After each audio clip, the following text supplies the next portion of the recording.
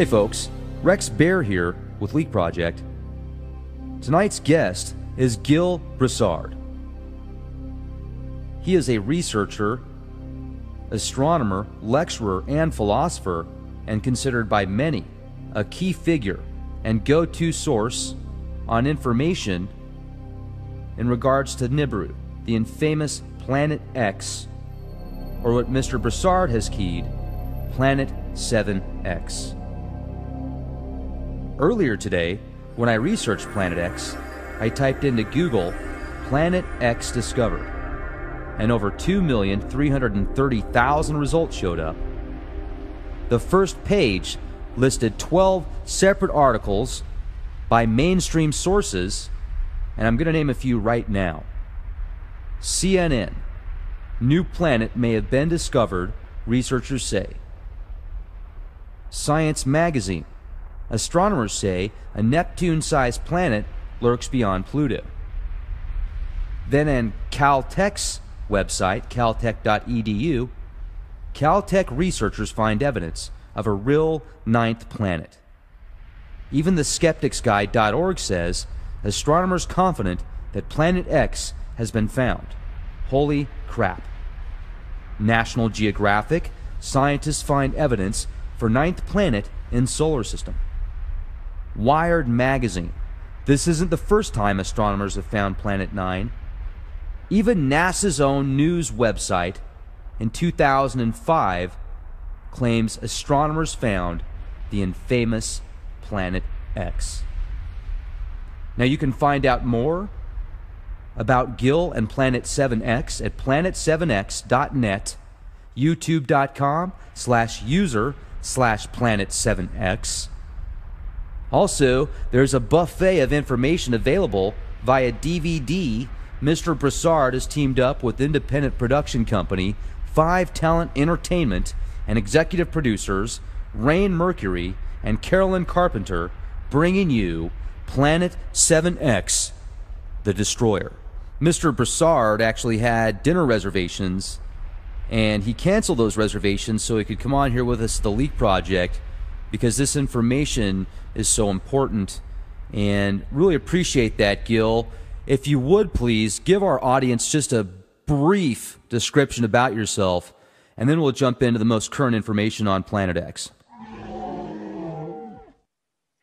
Well, I'm an amateur astronomer. I made a living in the oil and gas industry as a graphic designer and engineer tech, and that was designing mostly offshore structures and stuff, and that gave me the background for the math and the engineering tools that we needed to move on and challenge the biblical accounts as well as some of these astronomy accounts, and that's pretty much it. Now, there's a lot of astronomers out there that are amateurs, I guess you could call them, that have kind of like mysteriously died, right? Well, there's some professionals that mysteriously died. We've had gondolas, that was transporting the a group of 8 to 12 astronomers to their observatory, and the cable snaps. If you know anything about the maintenance on these type of cable cars, that's extremely rare, because the maintenance is the cable is one of the main things that's scrutinized heavily, and they've had other ones where they've died mysteriously. So yeah, there are some that's questionable whether or not they died of natural or unnatural causes. So, also there's been a lot of holistic doctors and alternative healers that have mysteriously died last year, 2015, because we're just getting into 2016 here. So it's interesting. I like to use the term heart attacked or suicided. It's very frightening when you get into some of these subjects and topics that the powers that be don't want you to get into. Do you think that these astronomers were onto something? Uh, it's possible, or their studies would have crossed over into it, and they couldn't allow that, whichever. It's hard to tell because we don't have their data, you know. Right. But we do have some of the data from Robert Harrington, which was one of the first ones to die sort of mysteriously. Um, he was sent to Australia, and now he worked for the Office of Naval Research. Anytime you work for the uh, Navy Department, they give you a full physical. It is required for you to have a full physical before going overseas. And he died before even coming back from throat cancer.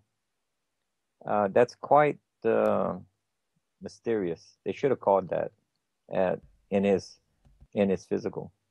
And he was the one that wrote about this 10th planet at the time, and gave some of its general locations on where to look, and was the spearhead on where to send the Pioneer and the Voyager probes. And then the sensors would take over, determining its course on where to go in the universe, because the sensors would pick up unknown magnetic fields, and that's what guided the Pioneer and Voyager probes. And the data that I'm about to show you also, we have two studies pertaining to the Chinese, Korean, and Japanese ancient astronomy records, which correlate. We got two independent astronomy in modern times that the orbits of comets are warped. And we have 14 biblical events with 5 secular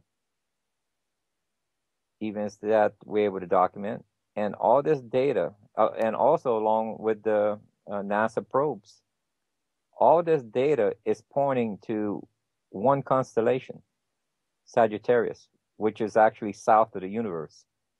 It's south of the universe is not polar south. That's called Nadar in astronomy, and polar north is called the zenith. The south of the universe is where Sagittarius is.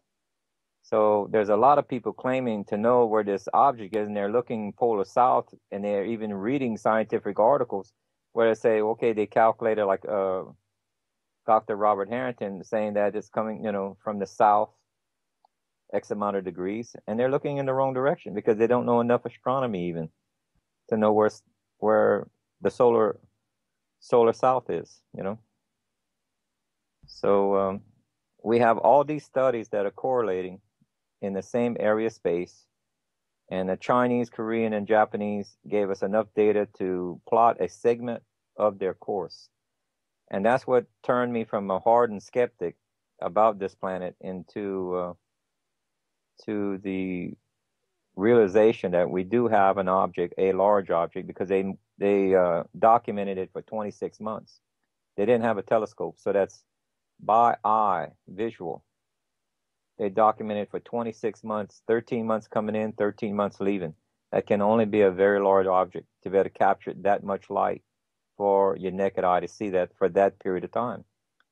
And that was in 1054. It was mislabeled as a supernova. Supernova happened 2-3 months earlier. This object moved through multiple constellations. Supernovas are stationary. It can't be a supernova. What they witnessed for 26 months. And so when I went back and I looked at the data, and I said, they gave us enough data, I think I'll make an attempt to plot it. And come to find out, it gave me a perfect segment of a course. And when I mirrored it over, it gave me a span between the entry and exit, which are both on Earth's planetary plane. It crosses Earth's path, in other words, with a distance between the two, entry and exit, of about 150 to 152 and 1/8 day separation. Well, that rang a bell to the biblical records. Like in Noah's flood, remember, 150 days between the events. Well, it also rings a bell in Revelation. Seal 6 and 7 are two meteor showers, and it says they wish death for 5 months. 5 months is 150 to 152 days. So we have correlating data here with science and biblical, and where NASA claimed to be looking for the planet. This is where they sent the probes. So what are the odds of that when there are 88 constellations that you can view from Earth, and it all hits one constellation, but does not randomly in the constellation, but on the ecliptic? That's a line that goes across Sagittarius. This object has to be on the ecliptic for Earth to experience two meteor showers as described in the biblical records throughout. You know, I'm even looking at a article that came out with NASA Science News, actually. I'm looking at it right now. It came out in 2005, and it says 10th planet discovered. This is July 29th. Just Google it, ladies and gentlemen. It's right there. So, and I heard an article in 1980 that came out talking about Planet X discovered, and Wired came out with an article that said Planet X discovered. This isn't the first time. So if you do some research, they've actually been talking about Planet X since the 1950s. And it seems like, you know, and this is just in the modern times, where you're talking about biblical times and different societies from around the globe are correlating this data. So you've been able to put together some charts that kind of show it's heading close towards us, right? And we're in for a hell of a ride. Right. One of the things remember, I started off as a skeptic, and I was looking for data, hard data, not random, you know, pie in the sky, you know, fictional data that someone would call data. You know what I'm saying? I was looking for data, something that you could plot, something that gave me position, time of day, city, and the circumstances under that time, like whether there was earthquakes, strange eclipses. See, one of the common hallmarks when you're reading the biblical accounts that brings this to light is when you read about a double eclipse, when the sun and moon are both in an eclipse mode at the same time. That's impossible unless you're dealing with a third object, because it takes the moon to eclipse the sun.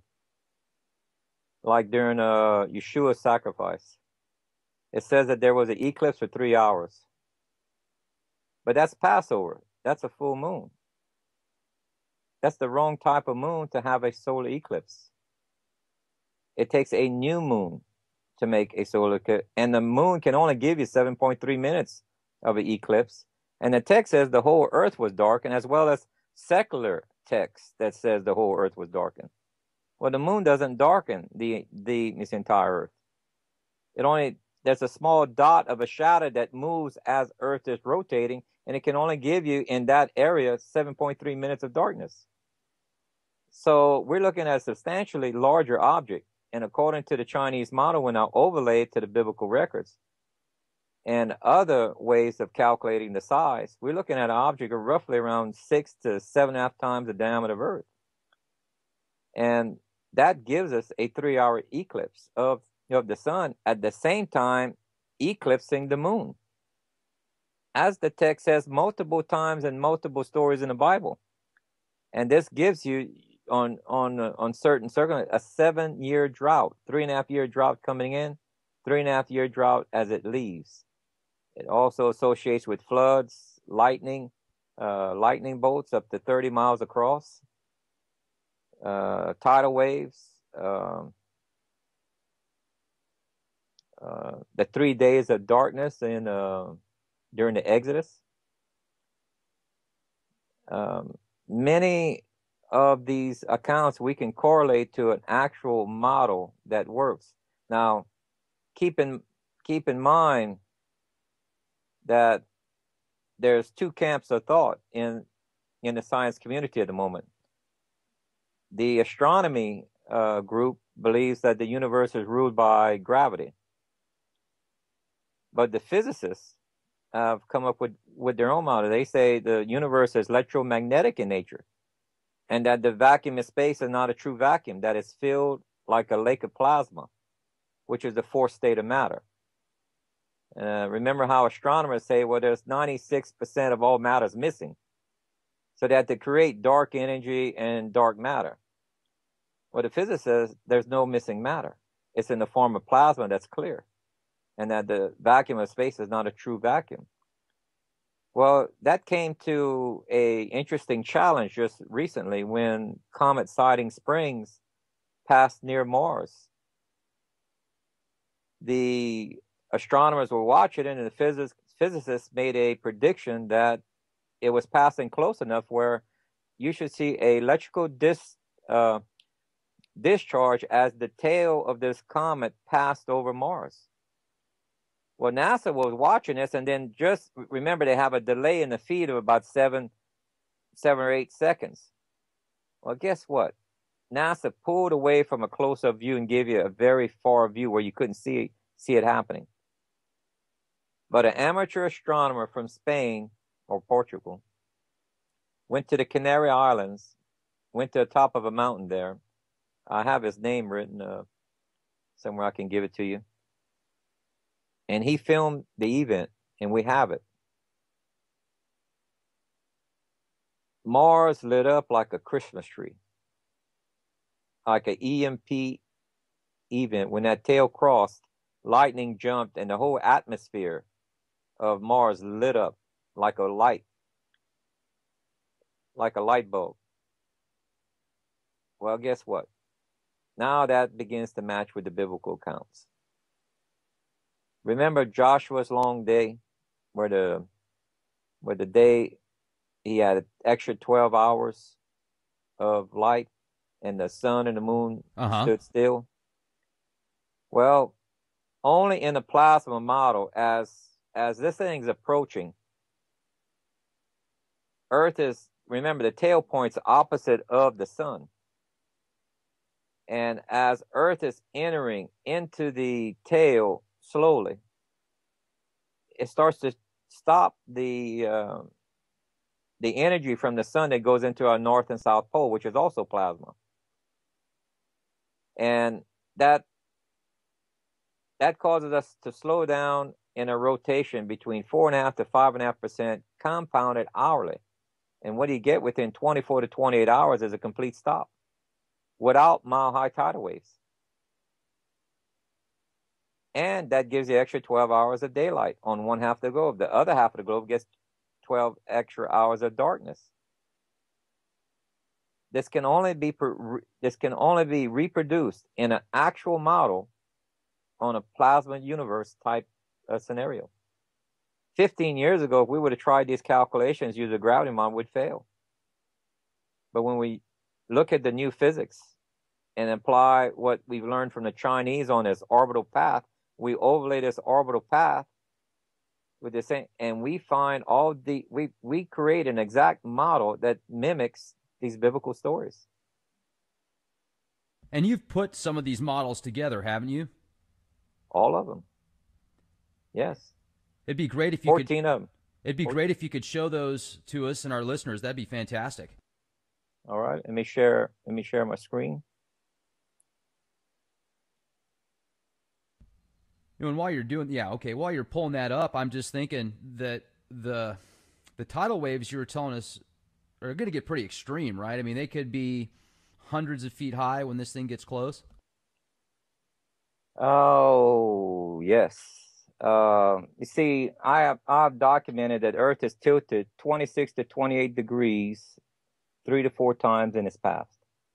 That we have it documented. 4 of those cases are in the biblical records.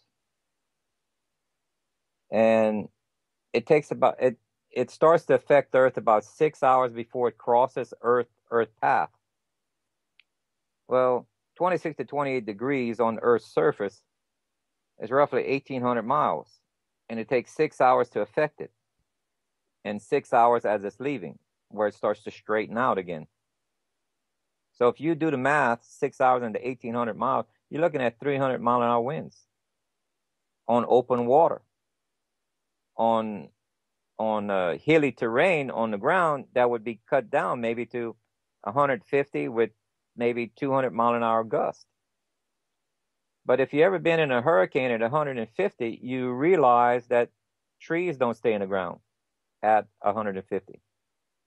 And if you ever been in an F5 tornado, grass doesn't stay in the ground because that reaches 300-mile-an-hour winds. Now, keep in mind, as the Earth is tilting, the water wants to stand still as the continental crust is shifting. It takes a while for the water to kind of catch up. So you have this huge wall of tidal surge, not necessarily tsunamis, but a tidal surge that will go 400 to 500 miles inland, which would be hundreds of feet high. And on top of that, you have, sizable waves because of the wind speeds.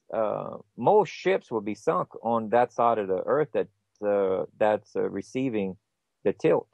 Remember, if you're standing at the pivot point of the tilt, which is around according to my calcs, it'll probably be around the Middle East area, around the Persian Gulf, Jerusalem area, where the tilt would start. That's the pivot point. Well, your winds will be zero there. Okay. If you're 90 degrees from that zone, you're about midway of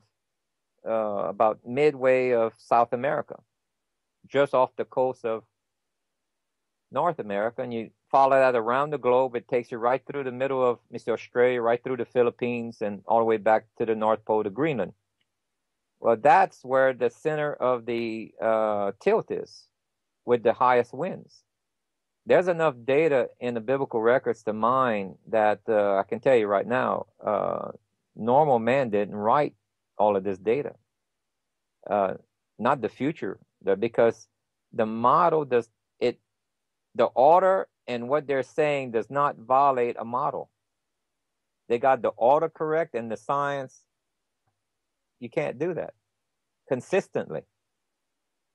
Throughout the old records as well as the future event, they didn't violate a plasma model when you go and they got the order correct. You can't do that unless you have prior knowledge of the science. Now, how do you predict a future event that hasn't happened yet and get it? The biblical text says the next time this planet passes, that it is the worst time in all of Earth's history. Well, if Noah's flood happened, which I can prove, and that's not the worst, this next event, you're fixing to live through the most significant period in all of biblical story or narratives. In other words, you're going to be living through the biggest narrative portion of the scripture records. Well, Gill, let me jump in real quick, because what worries me the most about this possibility of this pole shift is the 400 nuclear, there's more than them actually, over 400 nuclear reactors around the globe. I think there's 55 just along the Madrid fault line here in the U.S.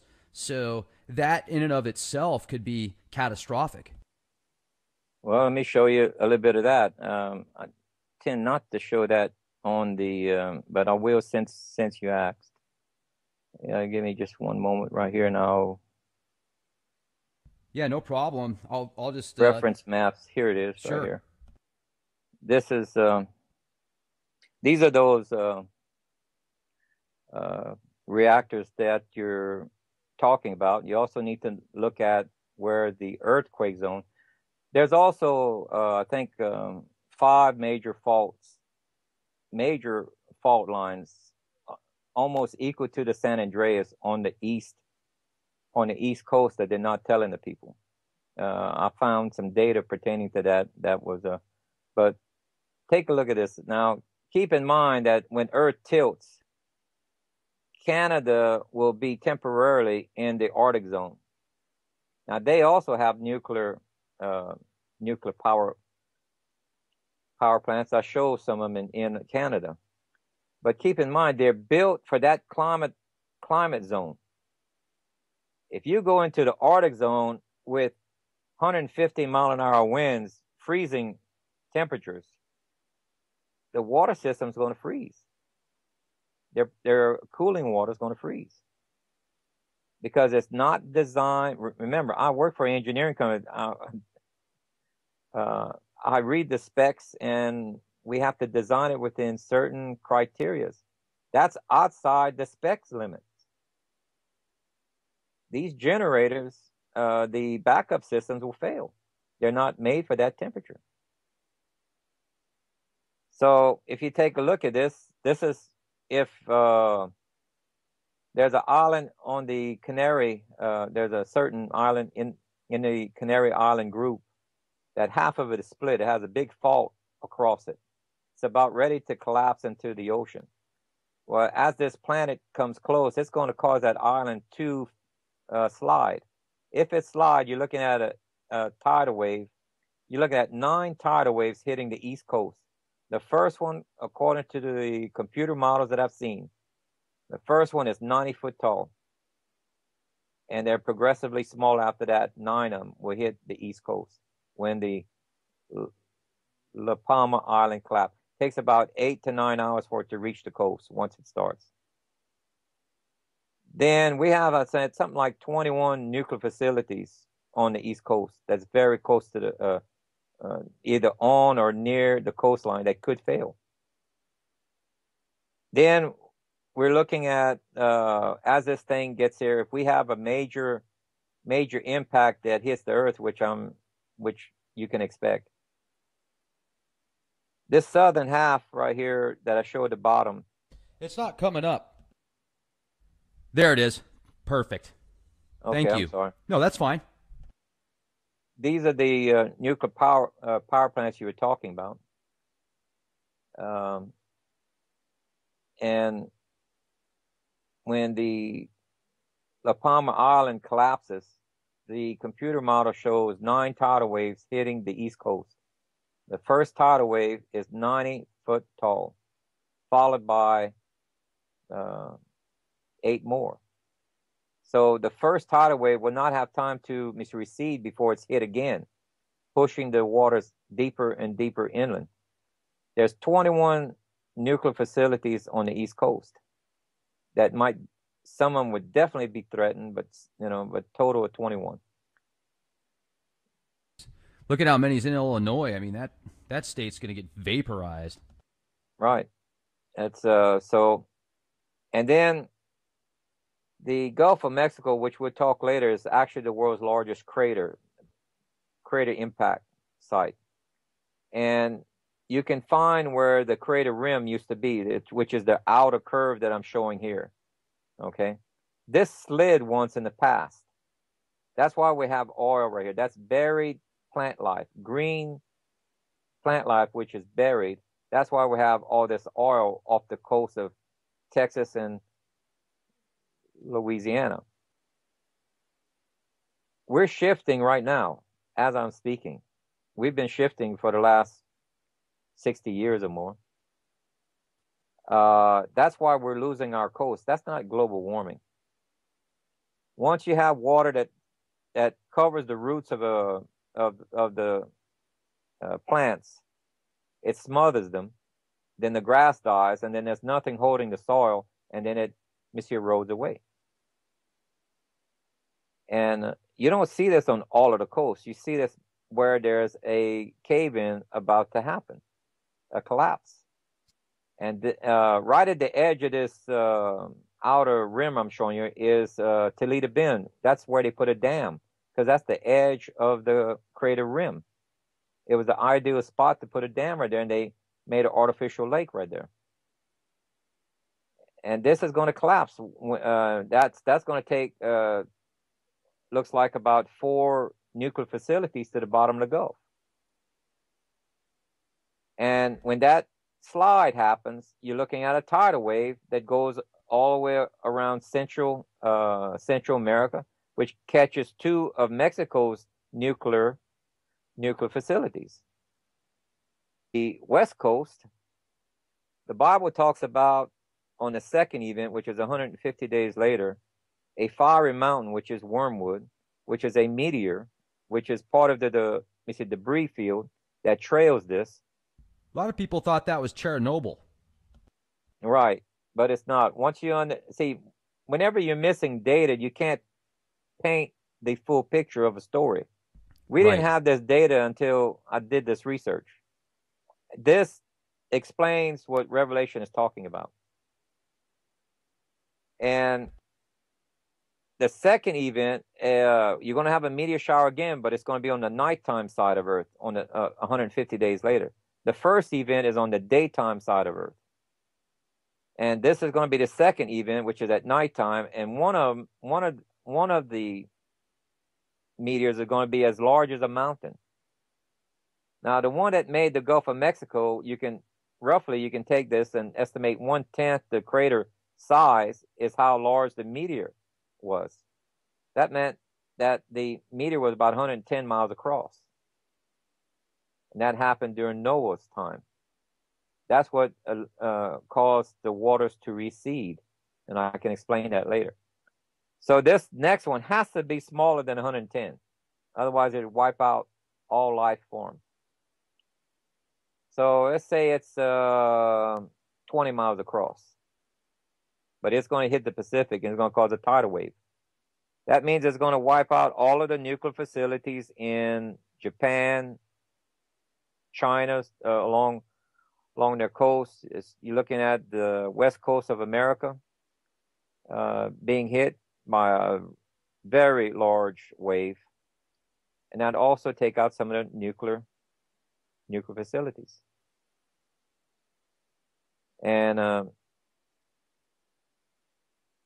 this is, you see right here, this blue area, that's the ash cloud or the ash covering of Mount St. Helens. Okay. Well, then this is Longview Caldera. That's see, we have 3 super volcanoes in America, not just one. We have 3. Yellowstone is one of the largest in the world, second largest, I believe. Mount Rainier, is that one? No, no, that's small compared to. This is okay. Crater Lake, I believe, is the second, the third largest, and then there's Yellowstone. Now, this ring I draw is what they estimate to be the massive devastation, 500 miles, and within this 100-mile radius, they say total devastation. In other words, the pressure wave would probably kill people, as well as the heat and everything else involved. Now, the ash cover from 3 of its past these eruptions covered all of these areas that I'm showing here. That's 3 of Yellowstone's previous explosions that had taken place. Yellowstone is showing all of the signs of this happening again. And this planet is going to be the final cause that causes it to erupt. Because the stresses that's going to be involved on Earth as it passes close to Earth, because the stresses on the remember, continental crust is only floating on a second layer, which is the oceanic layer, if you want to call it that. Ocean layer is the second layer. Continental crust is sitting on top of it, looks like a memory foam, and it slides around on there. Well, these stresses, when Earth starts to tilt, these continents are going to shift. As the Bible says, every island and mountain is going to be moved. That extra stress is going to cause Yellowstone to go off. And this is the type of ash cover that you can kind of expect. You can also expect that crops won't grow in the northern hemisphere for at least a year afterwards, because that happened once before in the past. I think the volcano was Tobo. I'm not quite sure. I'd have to look at the data. And that caused Europe didn't have a summer. They couldn't plant crops. A lot of people died. This is the lava that would come out of Yellowstone, because they know where it happened to pass. You know, they have these basalt fields where Yellowstone erupted. and it would go out into the Pacific, right where around Seattle, Washington. Well, you better view this from space as a lake of fire. The bottomless pit would be Yellowstone, basically.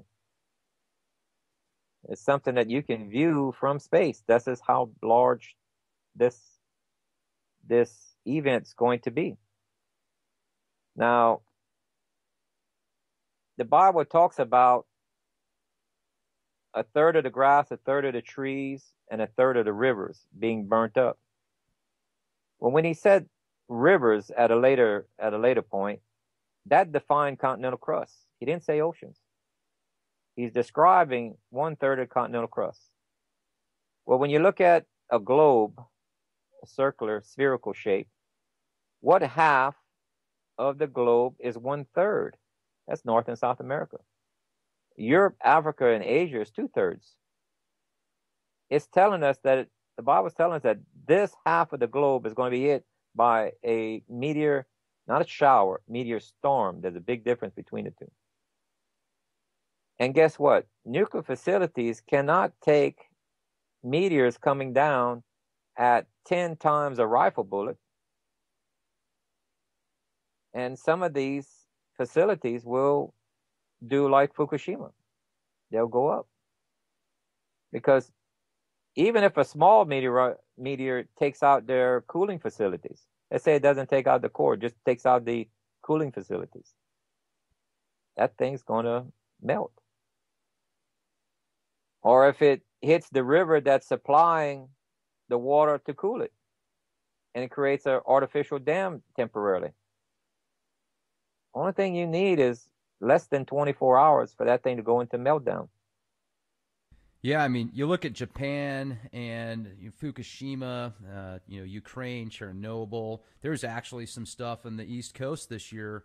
I can't remember the name of the facility that had some issues with leakage of nuclear isotopes and stuff. So it's very frightening to think about the potential if they can't keep these things cool. So with that said, do you feel that there's going to be really anywhere to go, or is it pretty much once this happens, everybody's going to die?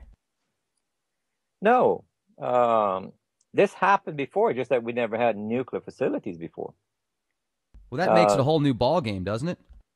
Yeah, terrible, a real messy one. Remember how the Bible says after the first meteor shower, he says they will wish death for 5 months before death comes, which is the second meteor shower. Well, aren't they talking about, like, in that specific topic, they get into these giant locusts with breastplates and stuff? What do you feel that that's remnants of meteors, or?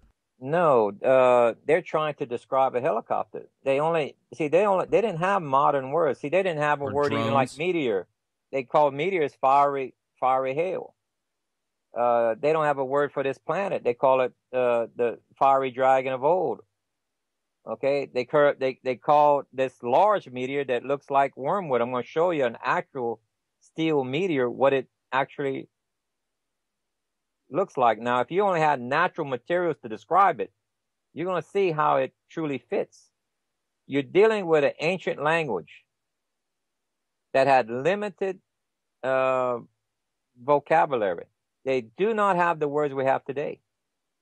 You have to put yourself of that time period in that culture, which is a Hebrew culture, to understand what they're saying and what they're trying to emphasize. Without this data, we could not understand the stories correctly. They are describing an end-time event that says it's the worst in all of Earth's history. Now, remember, when the continents shift and the earthquakes go off, are bridges and roads able to be used? The answer is no. Now, if you need to push people to points to help them, like if it's FEMA camps or medical facilities, whatever, how would you do it? You'd use helicopters with a microwave beam that stings them. It stings them, but it doesn't kill them. It makes them enough pain to where they'll have to walk. You got to walk out of this event because roads are not usable. Yeah, they're really pushing those microwave beam technology with law enforcement agencies and some of the military applications. That's definitely a possibility, and I didn't think about that. I'm glad you brought that to my attention. You also break down the different sills and how, if you read Revelations, there's a formula where sill 1 is released before 2, etc. And probably drones too. Maybe they were talking about that, because it seems like that's certainly the wave of the future right now, the technologies that are available. I remember driving on I-10 back Labor Day last year, and I was in the middle of nowhere, Texas, and we were going about 80 miles an hour on the freeway. That's the speed limit at that location. And just above us and to the right, there was what I thought at first was a drone, but it wasn't like a drone that I had ever seen before. It looked like a miniature jet. And my wife said, she goes, "Oh, is that like a rich person jet or something like that?" Because it looked like just big enough for one person to fit into. And it stayed to the right of us, I would say about 2 o'clock. It wasn't even 100 feet above us. And then when it got in front of the car, it turned to the left and it just blasted off. It just went, and I did some research. I tried to find what kind of drone it was, and it's actually not a drone. It was a Lockheed Martin missile that they dropped from F-22s and jets and stuff like that. So wow, it's very fascinating. Remember, the government is 30 to 40 years ahead of us. So the technology that you may see whispers of, they probably already got. This is the biblical and secular accounts that I was able to spot as far as when it passed by. From Noah's flood, and we can talk about all the way to Revelation, which is seal 6 and 7. And let me point it out. See, this is the one I was telling you. Remember how it rained for 40 days? And then the earth stayed flooded for 150 total. Well, this is where the canopy of water was punctured in here is where the canopy of water, they used to have a canopy of water around us. And remember how in school they talked about Pangea? Oh, yeah. Well, let me mention something in physics that tells you that that's nearly, impossible, the way that they bring the scenario around. If Earth is molten and it's forming crust and it's spinning, why would all the crust form on one side where the Earth is not imbalanced? I don't know. That goes against physics. Only way that can happen is if that Pangea is landlocked, because there was no oceans at the time. There was lakes and seas mentioned, but there was no oceans. The top canopy of water, there's outside books that said there was 7 meteors that punched holes in the canopy, and it caused the floodgates of heaven. That's not a normal rain. The floodgates of heaven opened up, 7 of them. It took 40 days for Earth to flood. Earth stayed flooded 150 days. Now you can read into the accounts, 150 days. Noah felt a great wind come over the waters. He called it God's breath. Then he saw the waters recede. That was the pressure wave from a very large fiery mountain that hit the earth. That created the Gulf of Mexico.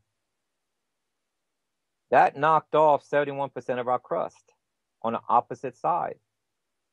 Remember, this thing's coming in about 8 times a rifle bullet, the speed of a rifle bullet. That knocked off 71% of the existing crust of that time, and that happens to be the exact volume of our moon. Then the waters receded, and that made our oceans. And that's why you had Pangea. Now the Earth is wobbling, and that causes the continents they're already cracked, but that causes them to shift. Remember, the continents are not glued down. They're like floating on memory foam. So this heavy wobble caused them to move quite quickly to where they are today. It didn't move slowly. They were very well lubricated with the water. They had underground water talked about that came up, springs, because they had a structure underneath there, like a honeycomb structure that collapsed. And even the Russians had drilled into it. There's a saltwater region of crushed granite filled with salt water that's underneath the continents that they cannot explain. So this is a model here.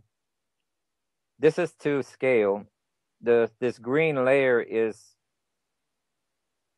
Pangaea. This layer, this white layer is the Himalayas. This purple is a pressure wave that I'm going to show you. This area right here, this voided area, is the Gulf of Mexico. That's the diameter of it. When it came in roughly 22 degrees, and how we know is when we piece the continents back together and we look where the Himalayas are, we can reverse the model and figure out the angle of attack.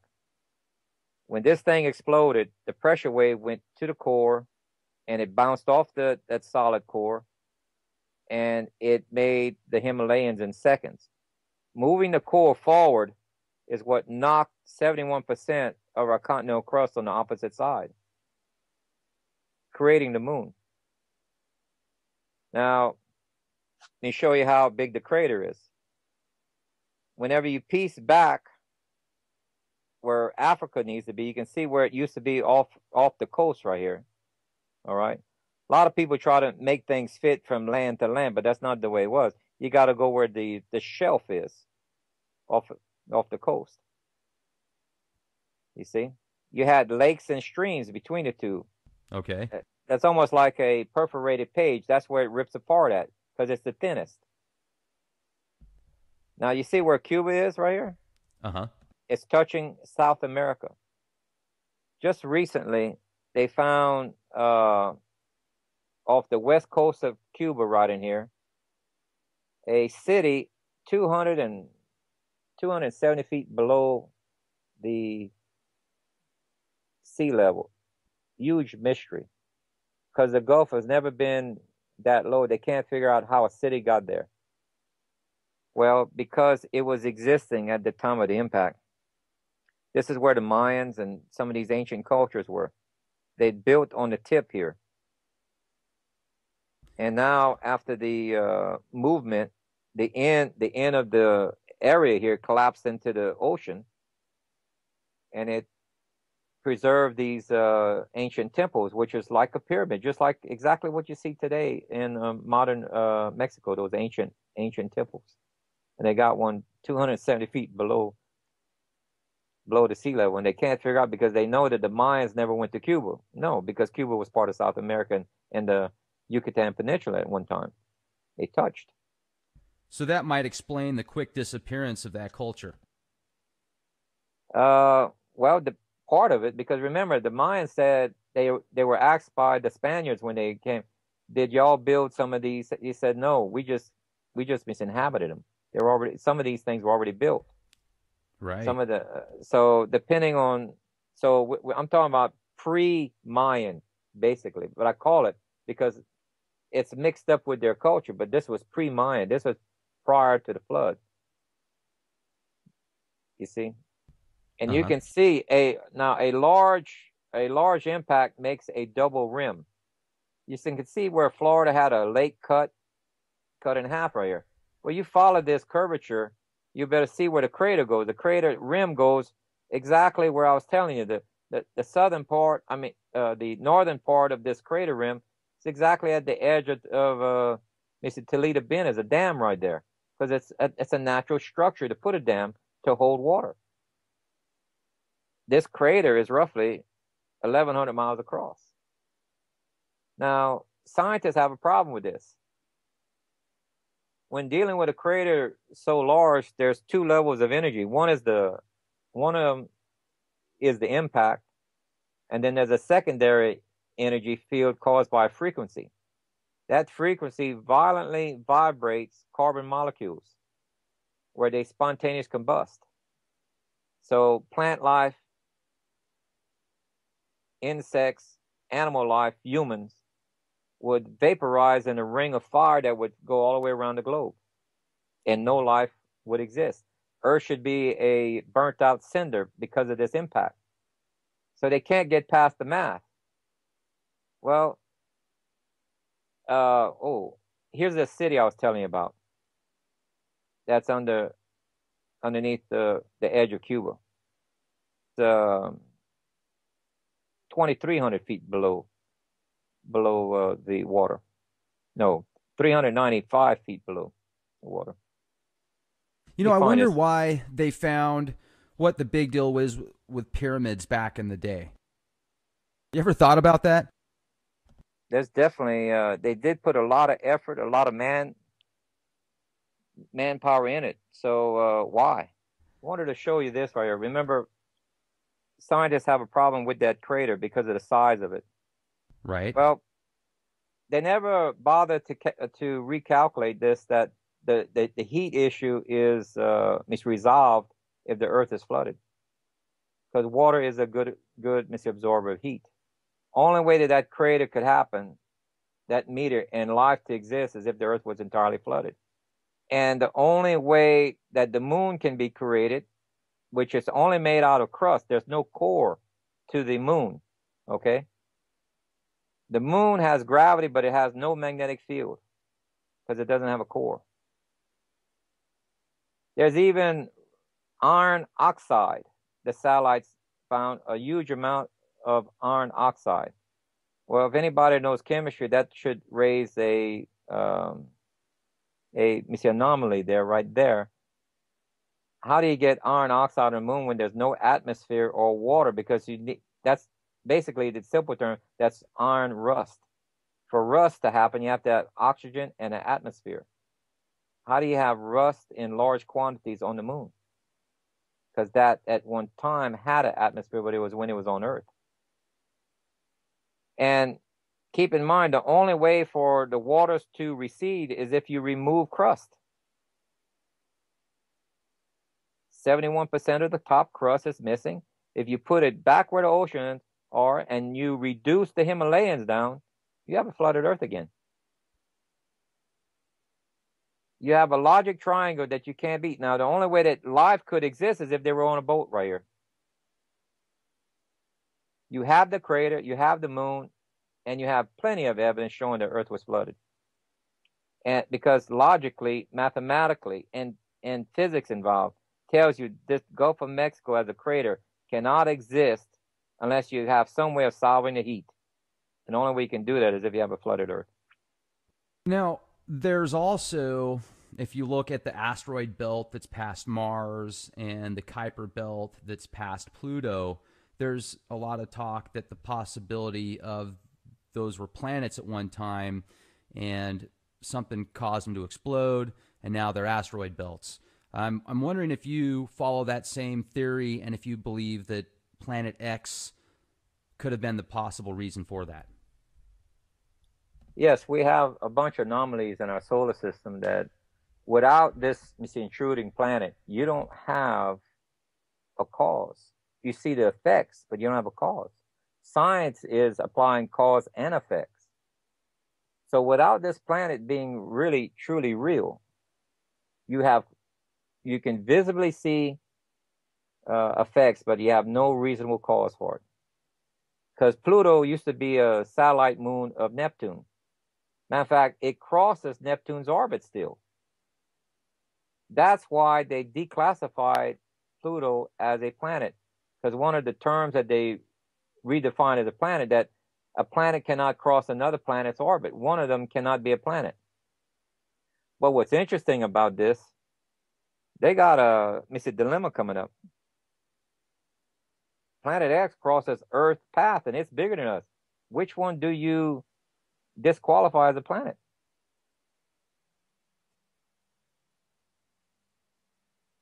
I don't think you can. So they have to either come up with this object, they have to qualify it different. They have to come up with a whole new term because it has some similarity of a comet. It's definitely bigger than many of our planets.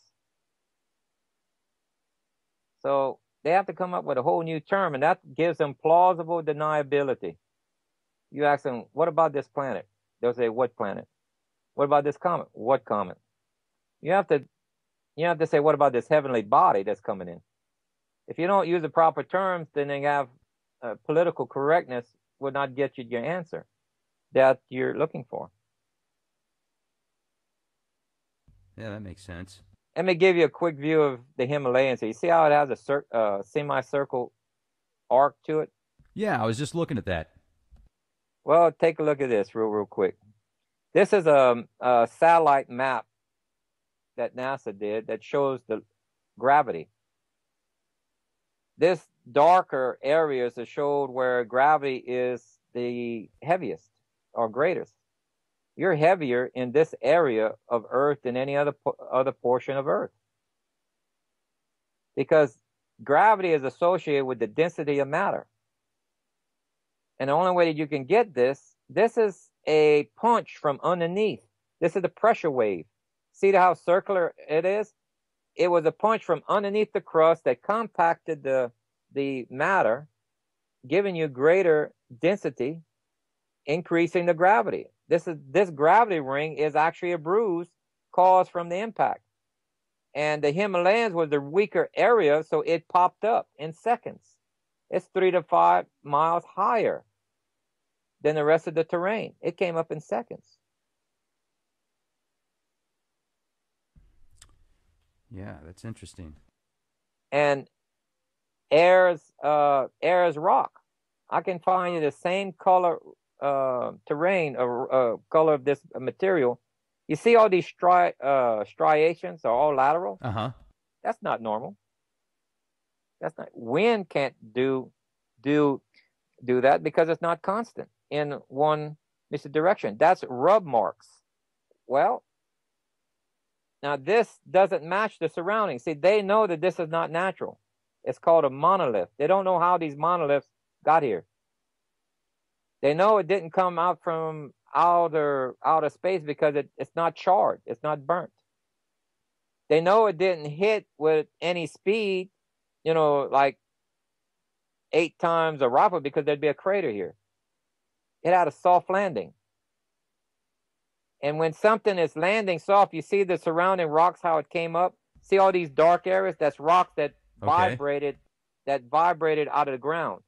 Whenever like you shake a box of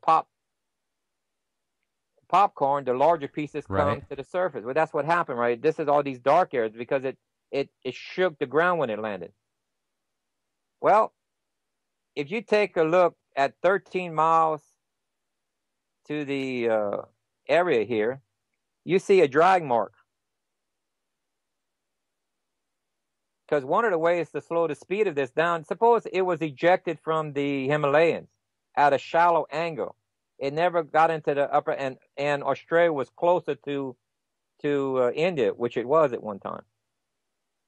And during the making of the Himalayas, it ejected this piece. It touched down right here, losing part of its speed, flipped over, just like you toss a rock on a lake. You skip it across. It skipped right here, flipped over a few times, and landed softly. It lost most of its energy.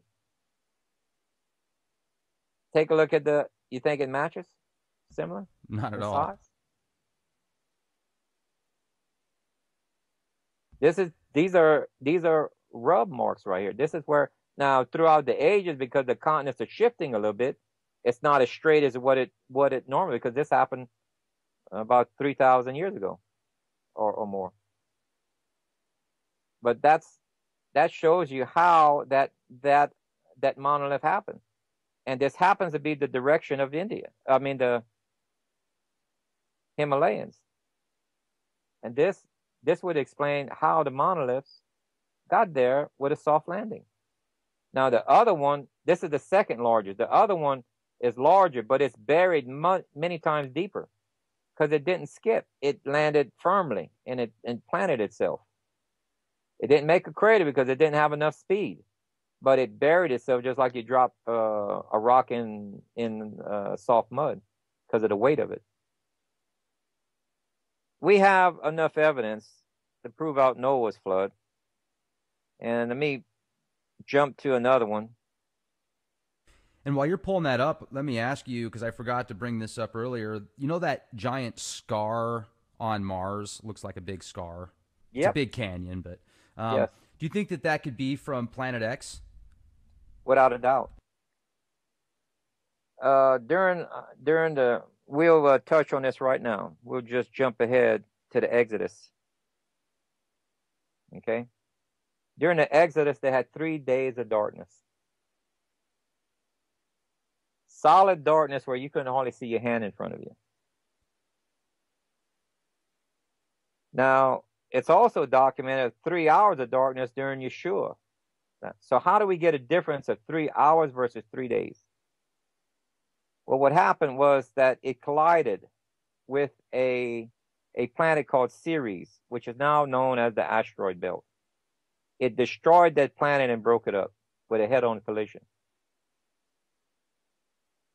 And what that caused, it slowed the path of it slowed the speed of it down to 1/20th of its normal speed. That caused the 3 days of darkness.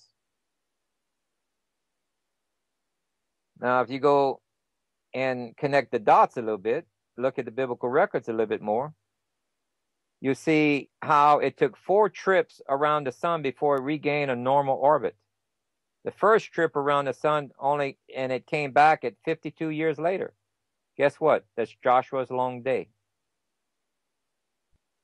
The next one was 131 years later. That was Job's trouble and the drought of Ruth. 131 years later. Okay, yeah. All right. Let's see. Yeah, 131 years was Job's trouble and Ruth. 290 years later was King David. That's where you got the Star of David. This was during the battle between Saul and David, and it showed up exactly on that year between the two. Then there was Hezekiah. They had 3 events on the one that was 358 years later. You had Jonah warning Nineveh, in 40 days your destruction comes. Guess what? In the model, you can prove out at 40 days Earth can see it as it rounds the sun. How did they know that? Then Hezekiah, where the shadow went backwards. It wasn't going backwards on a sundial.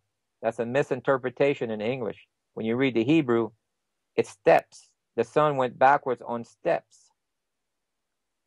Well, that means Earth tilted. The math shows us that Earth tilted 26 to 28 degrees again. We have 3 to 4 events we can prove the Earth tilted 26 to 28 degrees. Then 5 months later on the second event, this is when 185,000 Assyrian soldiers died in the middle of the night. When the king had woke up the following morning, all the soldiers were dead. If you know anything, remember how NASA takes satellites when they want to send them into deeper space. They don't have right. They send them around a planet 3 or 4 times, and that slingshot effect, they get more and more energy. Then they dart them out to the direction they want. This is the same thing that happens with this planet. When it would drop down to 1/20th, it took 4 more trips around the sun before it gained its normal orbit, because its orbit is associated with its mass. The bigger the mass, the larger, the longer the orbital path has to be. In other words, if you have an orbit of so-called 3,600 years, which there's no hard evidence to back such a claim. No one gave hard data. They make claims of 30, but they give no hard data. Someone out there is even stating that Dr. Harrington made with stitching, that Dr. Harrington was claiming that it was no, he didn't. You have to listen very carefully to the video and then read his own report that he published. He published a report that his estimate, which is an educated guess, of 1,150 something years. He said for it to be a 3,600 year old, it had to be many times larger than Jupiter. Remember, at 7 times the diameter of Earth, that's only about 1/3 of Jupiter. And it had to be multiple times larger to get a 3,600 year orbit. Well, guess what? Something that big can't pass between the moon and the Earth that's claimed in Joshua's long day. nor will it give you 3 hours of darkness in Yeshua's time traveling at its normal speed. It takes an object only 6 to 7 times the diameter of Earth. The math does not work out multiple ways for a 3,600-year orbit, nor does the size, because your orbit is set by its mass, the slingshot effect. Kepler's laws of planetary motion. You got to follow these things. We'll talk about Joshua's long day right here. Joshua received word from an ally theirs that they had 5 kings that amassed their army, and they were getting ready to wipe out this ally of Joshua and the kings. He says, "Don't abandon me. I need your help." They had amassed over 300,000 soldiers. Joshua only had 30,000. He did a forced march throughout the night to the northern part of Israel. Now, you can read in the text that the enemy woke up that morning and they were scared. And you can allude through the text, you can surmise that the sun was late coming up, because they said they woke and they got scared. They didn't see Joshua's men yet. Something was scaring them. And it's because the sun didn't rise yet. That gave more time for Joshua to make it to the place, to the enemy's camp. Because if you measure out the distance, they needed more time to make it. Then as when he's get there, he doesn't rest. He goes straight into battle. He attacks. Now they already had the fear in the camp, and they're going in there yelling and attacking. The enemy starts to run. Then midway in the battle, he calls out to God, says, "Give us more time so we can annihilate our enemy. We need more time. We need 12 extra hours of daylight." Well, if you read the text, the meteors come down, only killing the enemy. None of Joshua's 30,000. Remember, this is hand-to-hand combat. Sword with a sword. You're only a foot and a half away from your enemy. And only the enemy died from the meteor hit. You see, if the moon is in an exact position, it's acting as a shield for Joshua's men. The back side of the moon has 4 times more craters than the front side. The reason why the front side faces Earth, because it has more iron on that side. It acts like a compass needle. It points to the magnetic of Earth, because the magnetic field is a greater radius than the gravity field. So the moon is locked in looking at Earth at all times. That's why we only see the near side of the moon. The backside has protected us multiple times. Not the entire globe, only part of the globe. Right here, it's protecting Joshua's men. And only the enemy is being annihilated. And this is where you can see the model where, let's see if I have it here, where Earth is going through the tail. You see this black dot in the center, and this white dot, that's Earth. This green circle is the orbit of the moon. This darker dot is our planet 7X, I call it. The plasma tail, which is often clear, sometimes it's illuminated, points opposite of the sun. So this red line is the orbit of our planet. This green line is the orbit of Earth. And as this thing moves forward, Earth is getting deeper and deeper into the plasma. And this is what's causing Earth to slow down at 4.5 to 5.5% compounded hourly, and Earth will come to a stop within 24 to 28 hours. So it started a little bit during the nighttime. That gave Joshua more time to reach the camp of the enemy. And this proves out in the model. This is going to happen a second time. the astronomy group is going to warn Earth of the wrong side being hit.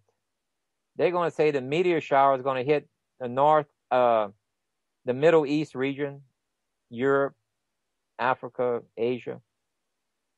And they will not calculate a 12-hour delay because it takes 50 years usually of arguing before they'll change the books. Right now, the camp of physicists are small, and they don't have the voice because there's an unwritten law that one science group doesn't cross into the other science group. Well, the physicists just crossed over into astronomy. And there's too many people in astronomy that wrote their thesis on how gravity is controlling the universe. These people got to die out before textbooks or anything is changed that the universe is plasma ruled or electromagnetic ruled. And without this data, most of the people will get on the wrong half of the earth for this event. They'll think North and South America is the safe side. Now, in fact, this is the Antichrist false miracle.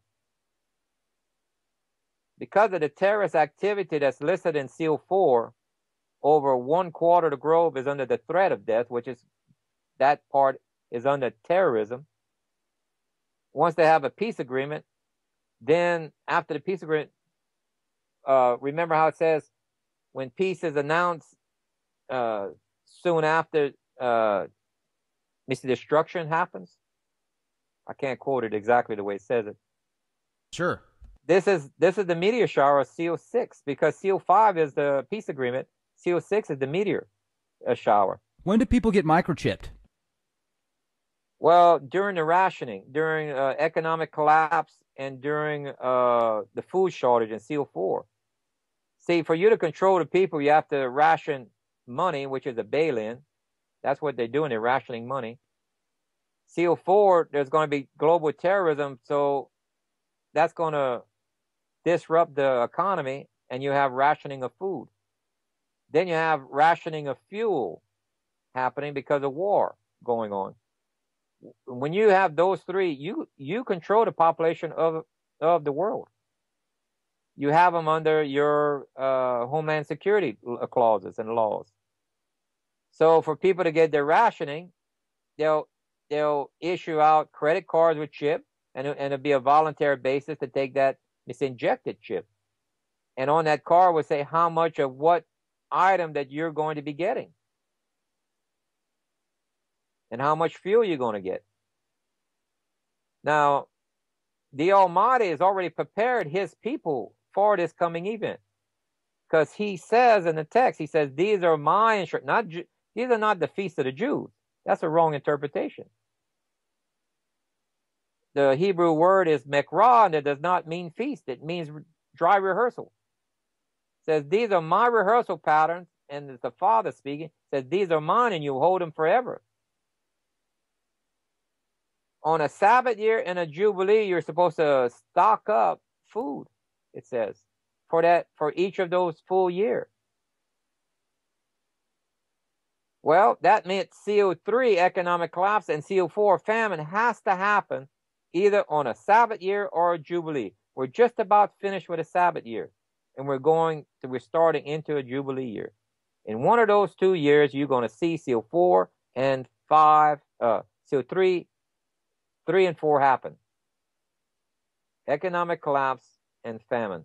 His people who follow his instructions are prepared for this. Most of the world won't, because they're not following his instructions.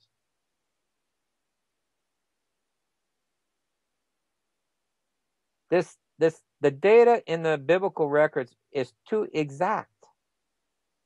You can't guess anything to this level consistently through 14 events and tell me that it's by luck. You know, another thing that I think of too is the Smithsonian and a very select few corporations control literally the majority of information that people have access to with archaeological sites, history, information, education, indoctrination, etc. So maybe they suppress a lot of this information, and that's why a lot of people unless they really do the digging, don't have access to much of it. Like I said, well, I can give you, let me tell you a true life story that happened to me. I'm not a conspiracy nut, basically. You know, I didn't believe in conspiracy. Let me just qualify that better. I didn't believe in conspiracy. I'd say that there's either natural causes or something else or accident, whatever. I would always explain them away.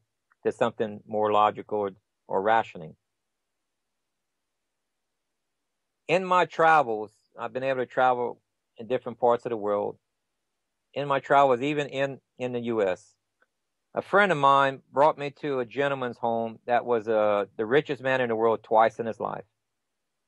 We were sitting down at his kitchen table, and I sat there and I listened to a conversation between the two gentlemen. The other gentleman was a Yale graduate, and there was this man that was the richest man in the world twice in his life. And they were talking about the Illuminati, the Hindenburgs, and all that. And I didn't believe in that at that time. But I just sat there, you know, when you're ignorant about something, sometimes it's better just to stay quiet than open your. And I listened for 45 minutes while these gentlemen was speaking. And I just couldn't believe my ears. So I interrupted the gentleman and said, "Gentlemen," I said, it sounds like you're talking about these Hindenburgs and the trilaterals as if they're real. They both turned to me and says, "Oh yeah, they're real." And what was going on, these two gentlemen were each president in their own area of the country of the John Birch Society, the people who fight for our constitutional rights. Oh, yeah. And they even told me, remember that Korean liner that was shot down by the Russians because that liner supposedly crossed into Russian airspace?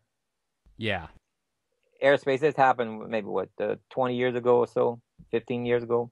Yeah, about that. All right. Reason why that plane was shot down, there was a congressman and the president of the John Birch Society was on that plane. They were making too much headway towards our constitutional rights. At that time, I had to change my opinion because these people were very honorable and they were in the know. They were world individuals. They traveled, they did business, they knew the bank, they knew it inside out. And I had it firsthand information. It was real. Then I had to change my opinion. Well, Planet 7X, I was just as stubborn. I said, Planet X. But there's so much disinformation on the internet right now that is absolutely, positively incorrect. Remember the 3,600 years, I just proved it to you. That's not south of the universe is not pointing polar south. They even point you in the wrong direction. There's even some Washington Post articles that's leading you in the wrong direction. They point you to Monsieur Orion. That ain't it. All of the other articles, when you do the math and the science and the overlay, it's where they sent the Pioneer and Voyager probe, Sagittarius. You got to be able to use data to separate what is propaganda, if you want to call it, or hype, and what is real. Only the real proves out mathematically. Because someone who's trying to make something up is going to make an error. And I can point to you the errors when they make a story up in the Washington Post. For one, that's one of the worst ones to get actual facts from. And it's just incredible amount of data. Well, and you're talking about disinformation. Let's jump on that bandwagon for just a moment, because there's tens of thousands of photographs out there right now that some might say is Nibiru or Planet X or Wormwood or a sundog or an anomaly or a reflection or swamp gas or a UFO or a comet or Mercury. You know, there's so many different explanations and so many different possibilities. What is your take on being able to see Planet X right now? There is no valid sighting in the public realm. They may have a valid sighting in the government realm, through their satellites and other ways and everything, but there's no valid sighting in the public realm of our planet at the moment. They have the ability to cloak an object, and I even showed a video on how they're able to cloak an object. They use lasers, and they can bend light. That means also the spectrum of infrared, because that's part of the spectrum of light. Okay? Remember when Ronald Reagan gave a speech to the UN, and he made it sound like it was aliens. So he said if we had an outside threat, we would join in a common cause of defeating this threat. He wasn't talking about it. He was talking about this planet. Because what happened following right after they put a laser base Star Wars. Satellite supposedly for defense. No, you need the lasers in space to cloak it. Because that's what the laboratory showed. The laboratory models. I have a DVD out called Planet 7X. Well, some of the data we were trying to put it out as soon as possible. Well, some of the data we didn't have collected yet. So we released the DVD, but we came back with some bonus features that you can see off my YouTube channel, Planet 7X on the YouTube channel, where it shows laboratory tests on how they can bend light. They can put you can put your hand in front of you, and when it's in front of the lasers, you can't see it. You see everything behind it. You don't see your own hand. You see a hole in it. You know it's there, but you see everything behind it. If someone walks behind it, you see it, but you don't see your hand. And they're able to bend light. Remember, light is matter. Remember what Einstein said. Matter is just light changed to a frequency that we can observe. When you read the Hebrew and find out what the Almighty is, it describes him in this manner. He's not male, he's not female, he's not human, he has no form or shape. He's 7 levels of spirits. Well, the word in Hebrew for spirit can also mean energy. 7 levels of energy. And we're talking about intelligent, omnipotent, all-knowing, everything of energy. Not regular energy. Not dumb energy. Because dumb energy cannot gather in a way to create something more intelligent or better. Okay, like a explosion. You can have explosions all day long. You're not going to create something intelligent out of it. It takes something that had to have thought process to be able to create stuff, life and everything.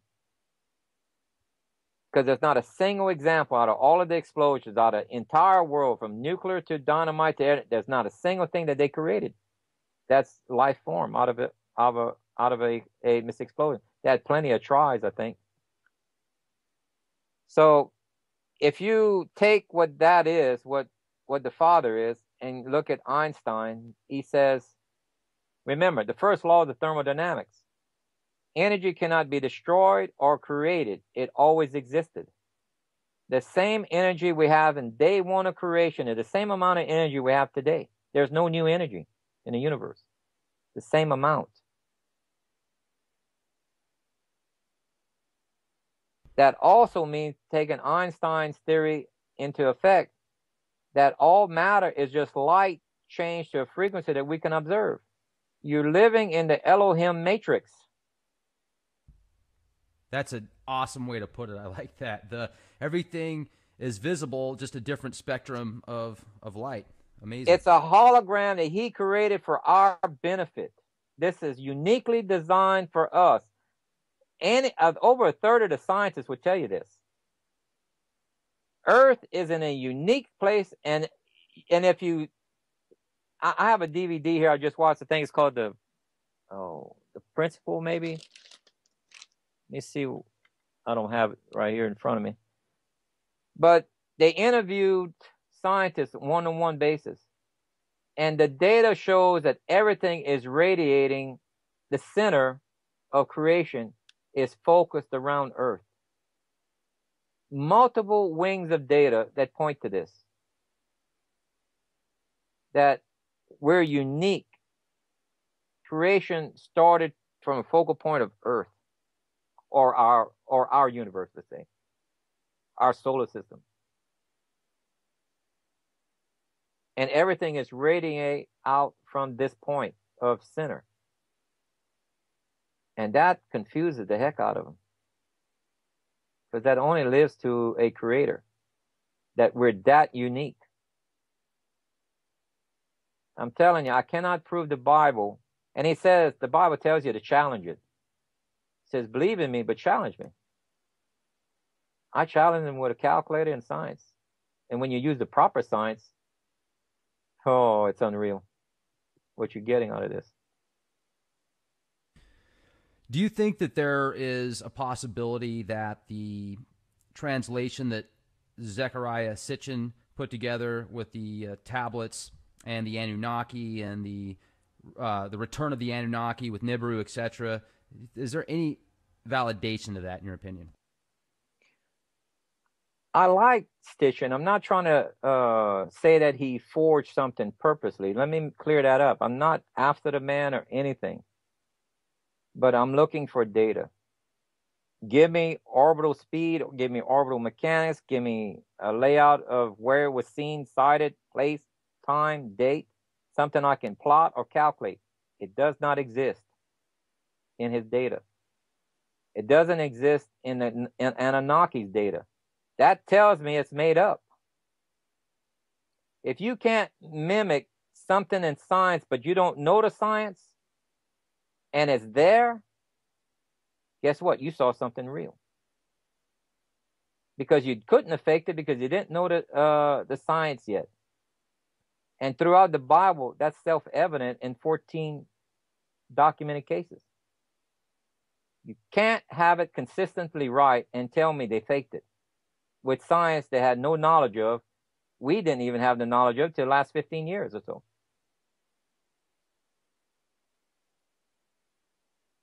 It's a fictional story. We can go back to the Egyptians writing stories that they won certain battles. Even the Babylonians made claims. They won, well, matter of fact, remember the 185,000 soldiers that died out of right outside of Jerusalem? Well, that king went back to his town and said, we won. And he wrote it in history as if he won. And he didn't win. The Egyptians never came back and said they lost. So do we have a year when fictional stories started? Yes, from the beginning. When it comes, okay? You have to back up that the only way you can find out that something is not fictional is if it had data built into it that had no knowledge of that qualifies it. Okay, they saw something or did something real. Like if you have archaeological finds that back something. You see, like the story of the Tower of Babel. That's real. How do we know that? Because they just found it. Within the last 10 years, they've been digging at a site in Jordan, north of the Dead Sea, not south. When you follow the biblical narrative, it says where the guy was standing at the time that he was looking at Sodom and Gomorrah. That town exists today in Jerusalem still. When you walk at that area, you can only see the north portion of the Dead Sea. And it says there was a circular plain, and there's one there, and that's where he went and looked. There's a compound, there's a tell, which is the remains of an ancient city, 55 acres large. It's the largest city known in that time period that they've ever found. They dig down in there, guess what they find? They find homes that were blown off of their foundation from some large explosion. They got people where their bodies were thrown against the wall, completely shattered. They got homosexuals that died in bed together. They got clay pottery that's so charged with such high heat that outside of the pottery, glass turned to glass. And that's called, I think, tritodite. I think it's called, or something like that. Only found at nuclear or atomic explosion sites where it turns the sand to glass. Yeah, I know in India they had one that was like 12,000 years old, somewhere around there. Right. So they found this at this site, and they found the residue of an asteroid that exploded. Remember that that asteroid that exploded over Russia? Just a couple years ago, wasn't it? Correct. You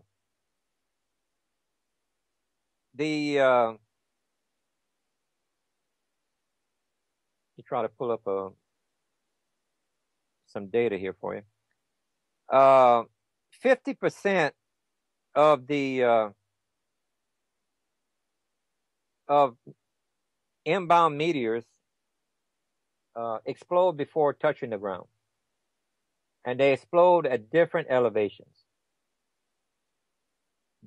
Those towns in Russia were very lucky. If it would have exploded closer to that city, it would have vaporized people and put buildings on fire, exactly mimicking the Sodom and Gomorrah event. We can, in other words, remember how it says Lot's wife would turn to a pillar of salt? Well, that's a description of man coming back looking for her, not that God said I was going to turn her to a pillar of salt. Okay? That's the difference. If you go back, you can see this. Remember in Nagasaki when the atomic explosion happened? Yes. You could see the shadows of people on stone walls and steps and bridges where they were vaporized, but because of the shadow protected the cement from light, well, the microorganisms and dust that were embedded in the cement didn't get vaporized. All of the other areas which was exposed by the light got cleaned perfectly, leaving only the shadows of where the people stood. So how would ancient man describe a shadow of this type to the shape of a man? They said God turned him into a stone. That's what they said about her. Remember, they said, do not look back. There was 2 cities that actually exploded, Sodom and Gomorrah. When she heard the first explosion, and the reason why she went back, because she had more than 2 daughters. Some other daughters that she had stayed behind. When she heard the first explosion, she went back to check on them, and she wasn't supposed to. The second blast happened, vaporized her, leaving a shadow on the wall of the town. I believe it was the wall. I don't believe it was a stone in the middle of a area. It was she was behind the gates, and she came out behind to see about the city, and she was vaporized. This is the professor Steve Collins from Trinity Southwestern University that found Sodom and Gomorrah. This is where it is, right here. Tel El Haman is called. This is this is the mountain that used to be the city. This is what the artist rendering of it. These are the remains of what they found. They found the gate that the 2 angels walked through. They found the bedrock that proves that many people were died there, and how the foundations were, some of the houses were blown off of their foundation. The southeast corner, I believe he said, where all those homes were blown off the foundation. And here's a picture of the world's oldest homosexual couple in Sodom right there. 5,000-year-old. So now keep in mind, I had portrayed this story over a year ago, and the findings are just now coming out on the results of that dig, proving out the story that this planet is what delivers this shower of meteors. And this is the one I was talking about, Hezekiah, in the Hebrew text. This is where the sun's shadow goes back 10 steps. This is Hezekiah's stele they found in an archaeological dig right here. You see a disc with wings. This is the literal way that you would present something in the ancient time. The wings meant it flew across the sky. Not that it literally had wings, that had movement. A large object moved across the sky, shaking the earth, and it was a memorable moment. Remember, the earth tilted. You had high winds, the whole 9 yards. That scared everybody. And I give the passages. Now, I estimate, let's see now, keep in mind, if this object passed close to Earth, you'd have electrical discharge the same way that Comet Siding Springs did to Mars. You should have some impact craters on Earth.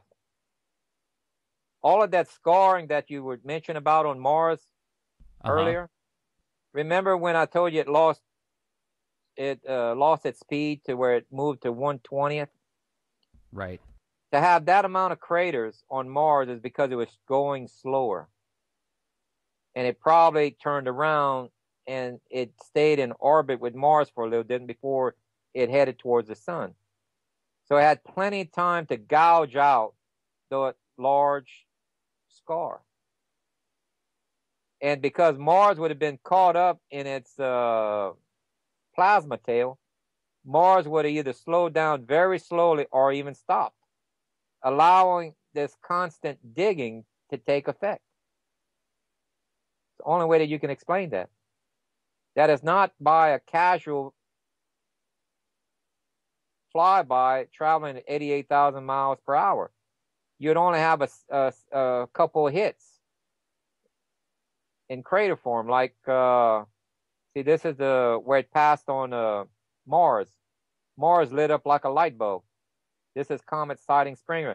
This is a small comet compared to that planet. Now just think if you reversed it around. This planet is 6 to 7 times larger than Earth. What kind of lightning strike do you think is going to hit the Earth? If a little comet can do that to Mars. Right. So here's a crater in Africa called the Eye of the Sahara that scientists have proven is not a meteor crater because it's not concave. There's no glass there representing a impact. It doesn't have any of the material you would associate with a meteor impact. On this western region, it cut away 300 foot of depth out of the mountain. This is a plasma strike when this planet was passing by. Think of a 30-mile wide lightning bolt dissolving away the rock in the mountain.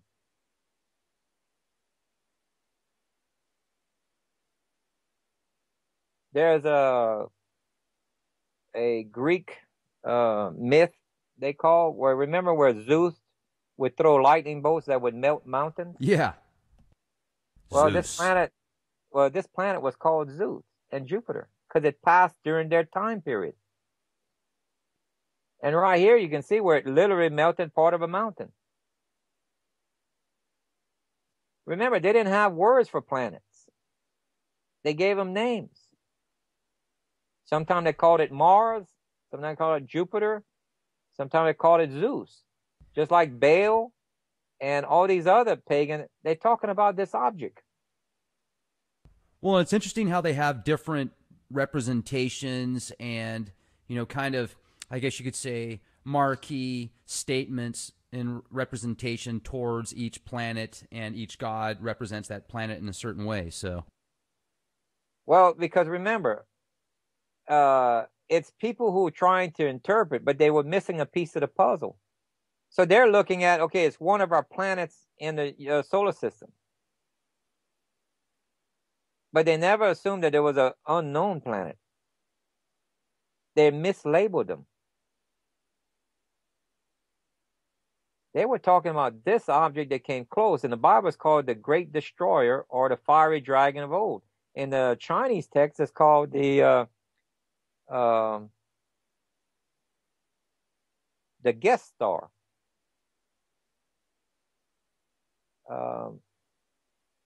In the Egyptian culture, it's called something else. See right here, this is some of the craters on Mars. This is not a meteor impact because the bottom is flat. Huh. Okay. A meteor crater causes a concave. A flat hit is where it's a plasma strike. And a plasma strike will cause these veins that look like water.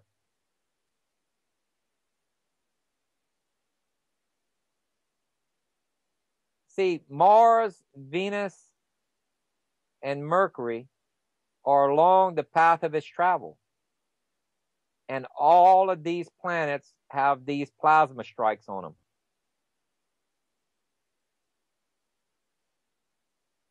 Plasma strikes. Yeah, that's new information for me. I appreciate you bringing that to our attention. Now, every time Earth is hit with this heavy strike, whenever you hit a magnet with a lightning bolt, it changes its polarity. It has been documented that Earth's polarity has changed multiple times. But they don't realize what's causing it. See, if Earth has a dozen strikes, each time it's hit, it changes the polarity of the Earth in just one passing. Remember, you have 12 hours of its passing.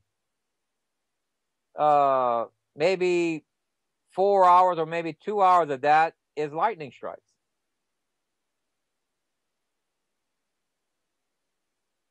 But you're going to have, so keep in mind when we're in the plasma tail, that all generators will have to be turned off globally probably 3 days before it's crossing. We spend in the plasma field almost 24 hours, 24 to 28 hours. That's like an EMP effect. It's going to be like something out of Street Fighter 2. I mean, my goodness, you're going to see plasma beams and stuff like that? Are you serious? Well, it's the same. Well, what you're going to see is when we it's not going to be a plasma strike like a lightning bolt when we enter the tail. This plasma strike, what I'm talking about is when it gets close to us. When it's far away from us, like 24 to 28 hours before it crosses our path. Remember, the tail of the comet, if you want to call it that, is pointing at Earth, and Earth is entering deeper and deeper into that plasma tail. The aurora borealis is caused by plasma from the sun hitting it. Well, when this tail hits us, we're going to have the aurora borealis go all the way to the equator. The northern and southern aurora is going to, that side, you're going to see it light up thicker and more brilliant in color than you've ever seen it. And when it's that active, it's going to howl like a trumpet, as the biblical text quotes. And this is going to fry all the satellites and communications and it will. Computers and unless they're off at the time. Globally, all generators will have to be turned off 3 days prior to this event. The Bible even gives an indication. The wise virgin and the foolish virgin are burning oil lamps. That's because they have to. EMP does not affect an oil lamp. Remember how it says the four winds, that 4 angels go out and stop the wind of the earth? The winds can only be, okay, well, the winds of the earth can only stop if the rotation of the earth stops. Remember, during Joshua's long day, the earth stopped rotating. It's going to stop again by 12 hours. 12 hours is exactly half of a day, which is half of the globe. The opposite side of what they would expect will be hit because of the 12-hour delay in Earth's rotation. North and South America would be hit. The winds will stop because Earth's rotation stops. It's mentioned in the biblical record. The 4 winds stop. Do you think that it's just one planet that's coming back our way, or do you consider the possibilities of there being not only a planet but also a dwarf star and other moons surrounding it, like a second solar system coming towards us also? See, with our present knowledge now of the plasma universe, a sun is not a planet. It's a plasma ball, basically. It's bringing in plasma through the North and South Pole and radiating it out down the axis, which is the center, the planetary plane. That's why all the planets are caught in the stream. You ever seen a trout moving up? Definitely. Upstream, like he can be stationary, even though the water's flowing 20, 30 miles an hour. He can station because it's the way the stream works. Same thing. This plasma is flowing from the sun outward at a great, which is called the solar winds. Solar winds is the plasma. And these planets are rotating within a magnetic trough. Okay? Same thing with the orbits of comets and everything. See, the reason why we're having more comet strikes hitting the Earth is because this planet is warping the orbits of comets that normally would miss us. And their orbits are perturbed, and now it's interfering and running into our orbital path. And that's why we're seeing more strikes. This, and to get back to your question, okay, this can't be a mini solar system. It can't be a sun even, because it has come so close to Earth, it has to cause us to tilt. Gravity of a sun is so great, which we're talking about magnetic attraction for the opposite poles attract. That's why it only tilts 26 to 28 degrees. If a sun was to pass between the moon and the Earth, it would only happen once. We'd be dragged out into outer space, and that would be it. End of story. This is a planet-sized object.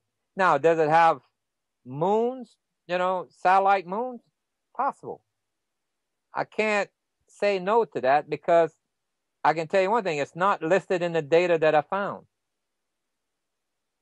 But it doesn't mean it doesn't exist. It's just that I'm not qualified to talk about it because I found no data associated with it to better say that this thing has moons orbiting. So it doesn't mean it doesn't, and it's possible that it may have one. Because right now, it says we'll see a crown of 12 stars. Remember, the word star in Hebrew meant illuminated body.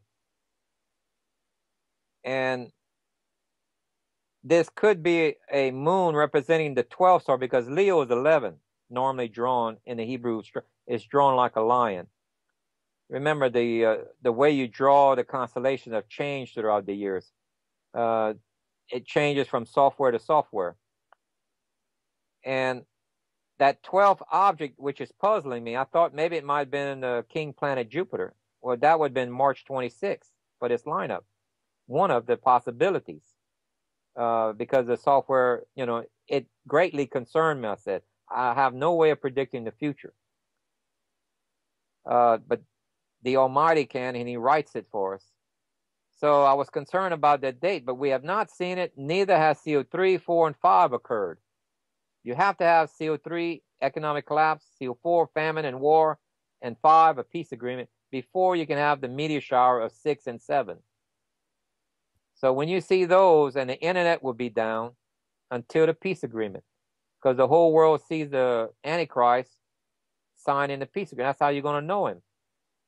So the internet is up then. But in between that time, during this rationing and stuff, because of terrorism and everything, you're going to have your internet down. You won't be able to call me and say, that object in the sky, what is it?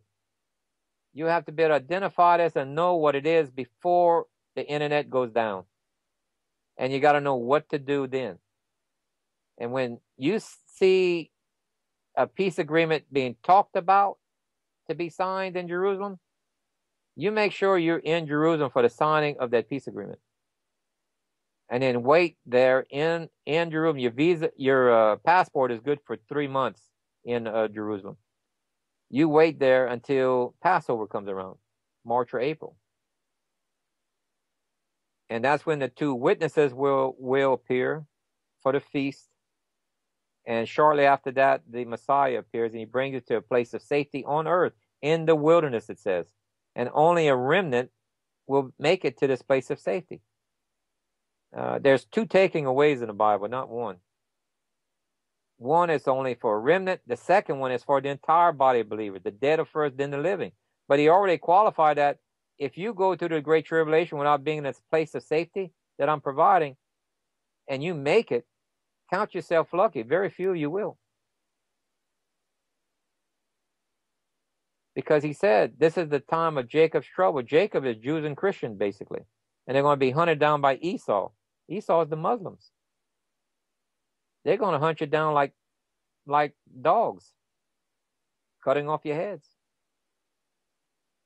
Do you think that's kind of the push right now as far as the mental conditioning process, the intertwinement of the Muslim culture into Western culture? And, you know, you've got all of these refugees and people coming from Syria and other places out there, others war-torn, and a lot of them are actually, you know, the perfect age and form for militants. So do you think that could be kind of the beginning of this process that you're discussing? The New World Order needed a war. They need to cause a crisis, and then they come back with a solution for it, which they're the ones creating both of these. So they create the crisis. You think, since when are you sending millions of Muslims to Christian community when there's plenty of land in Muslim? I mean, Saudi Arabia has a tent city with air conditioned, sewage, everything to hold close to 1 million or more people. And it's not being used. But yet they're sending Muslims to Christian, and they're turning down Arab Christians from coming over. They're only allowing the Muslims to come in. Because there's an agenda. Within these groups are terrorists. Remember, a quarter of the world, that's 1.8 people, is under the threat of death. You got to have a way of getting enough of these terrorists in these Western countries. Because 1.8 billion is roughly the Western nations. That they have to put under lockdown of what? Rationing of money, food, and fuel. Homeland security. You follow the biblical, it says prepare food, water, or whatever, supplies for the Sabbath and a Jubilee. You got 1 more year left before the Messiah is ready, if we got the Jubilee correct, and it appears so. But if you wait till economic collapse of Balaam, then you can't remove money to get your food and stuff. That will happen almost overnight. You either follow the biblical instructions ahead of time, otherwise you will be caught in the globalist trap that they're setting for you. And he's already pre-warned you. Well, I mean, many people now live paycheck to paycheck, but even those that do have a decent amount of money saved up for possibilities of hard times, you know, a lot of it's in the bank. And like you said, how easy would it be for, oh, sorry, you can't have access to your bank account today. There was some type of computer virus, or there's a glitch, or we're updating the software, or there's a satellite that went down, or, you know, anything they can come up with. So hang on to some cash and supplies and everything else. Now, I first of all, Gill, I would like to thank you so much for coming on here with us at the Leak Project. I know that you canceled a dinner reservation with a friend of yours, so thank you. It's my pleasure, and if you wish to cover any of the other data that we didn't touch on yet, I'll be more than welcome to come back or answer any of your audience questions if you want to collect some of their questions, and we can try to answer some of them. You know, that'd be fantastic. Absolutely. I know that you said you did a session in Russian or for Russia that went 6 hours, and I would certainly love to pick your brain longer and get information and questions put together. Well, if you want to ask your audience if they would go to www.planet7x.net, we have a DVD that this is a hard topic to talk to people about, especially to show a pastor or a Bible study group or any of them. You can play this to groups, and it enlightens them on the technical level that this, in other words, I share what brought me out of being a skeptic into this is a real object. Then the book, which is free, takes you through all of the biblical narrative and 5 secular groups, 5 secular event. They can download that for free from the same site at the bottom. And this would educate your audience to where they can develop questions and helps them get a grip of this before the internet goes down. Remember, I can tell you about Los Alamos that's been testing a new internet for 4 years. It's impervious to virus, but they won't implement it because it's not part of their plan. They want this one to go down under their command so they can not have it up. See, that stops 2 to 3 million amateur astronomers from warning the public when it does get within view. They'll better take close-up pictures of it. That's the difference between all these fake sightings that are either mirages, glitch, or anything. A real object, amateur astronomers will be able to zoom in and give you close-up pictures of it. Detail where you can recognize this is a different planet. Not something that looks real, but when you zoom in, you can't see it because a mirage you can't zoom in on. That's called a sundog. Just look it up in Wikipedia. They show some of the actual different types of sundog, but there's more than that even. And the rest is, if you take a picture through glass, you're going to have reflections from the sensors and everything else. These are common errors of people who are not familiar with the technology or the astronomy. That's why you don't see skilled astronomers who are still called amateur, but they're skilled astronomers, putting up real objects because it isn't there right now. You know? Well, that's the most logical explanation, and I appreciate that realistic approach. And certainly, you know, the different things you put together for us tonight was awesome. The slideshow, the presentations, you put it together all very eloquently, and looking forward to talking to you again soon. So you have a fantastic evening, Gill. I appreciate it. And also, I just want to let our listeners know, check out his website, planet7x.net, planet7x.net. Also, there's a bunch of videos on YouTube. It's youtube.com/user/planet7x. So thank you very much, Gill. It was an honor to have you on our show tonight. All right. Well, thank you, Rex, and it's a pleasure. Bye-bye.